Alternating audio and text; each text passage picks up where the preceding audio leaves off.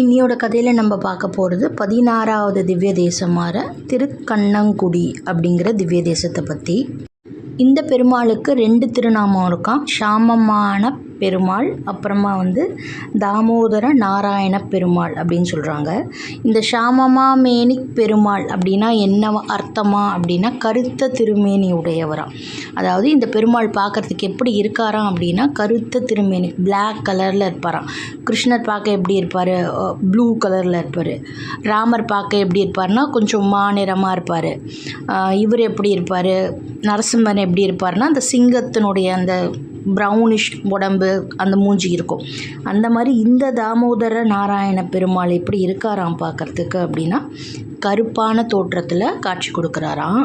தாமோதர பெருமாள் அப்படின்னா என்ன அர்த்தமா அப்படின்னா இடுப்பில் அந்த தாம்பு கயிறால் கட்டி என்ன பண்ணியிருக்காளாம், இந்த பெருமாளை கட்டுப்படுத்தி வச்சுருக்காளாம். கிருஷ்ணரை எப்படி யசோதாம்மா என்ன பண்ணுவான், வெண்ணெய் சாப்பிட போகிறான், பானையை போட்டு உடைக்கிறான், மண்ணை எடுத்து சாப்பிட்றான் அப்படின்னு சொல்லி எல்லா கோபிகைகளும் கம்ப்ளைண்ட் பண்ணுவாள் அந்த ஊரில் இருக்கிறவாள்லாம்.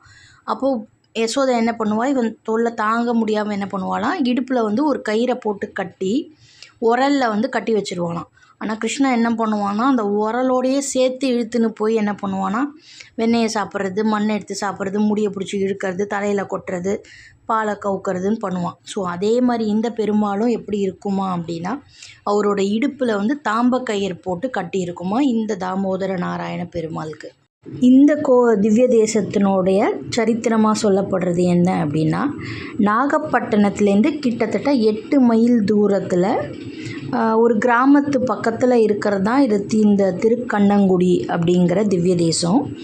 இந்த கண்ணங்குடியில் இருக்கிற பெருமாளோட விசேஷமாக சொல்லப்படுறது என்னென்னா வசிஷ்டர் ஒரு பெரிய முனிவர். வசிஷ்டர் என்ன பண்ணுறாராம், கிருஷ்ணர் மேலே இருக்கிற அந்த பிரியத்தில் என்ன பண்ணுறாராம், வெண்ணையாலேயே கிருஷ்ணரை பண்ணி வெண்ணெய்னால் கிருஷ்ணரை பண்ணி அதில் அவர் பூஜை பண்ணி என்ன பண்ணுறாராம் அந்த கிருஷ்ணரை அவர் ஆராதனை பண்ணிட்டு இருக்காரு.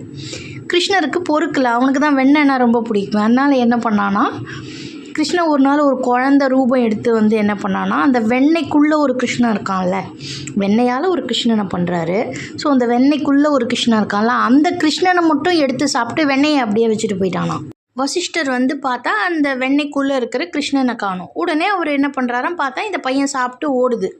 உடனே ஓடும்போது வசிஷ்டரும் துரத்தின்னு போகிறாராம். ஆனால் அந்த பையன் பிடிக்க முடியல. நடுவில் ஒரு 4-5 ரிஷிகள் கிட்டே என்ன பண்ணுறாராம் வசிஷ்டர், தோதோ அந்த பையன் போகிறான் பாருங்க, அவனை பிடிங்க அப்படின்னு சொல்கிறாராம். அவங்க பிடிக்கும்போது பெருமாள் என்ன பண்ணுறாராம், தன்னுடைய விஸ்வரூப தரிசனத்தை காட்டுறாராம். அதனால தான் பிடிப்பட்டதுனால தான் அவருக்கு தாமோதரன் அப்படின்னு